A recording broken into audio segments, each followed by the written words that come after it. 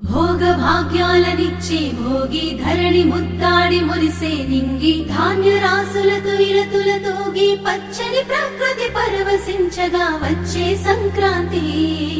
Sankranti ఓ ఓ, ఓ,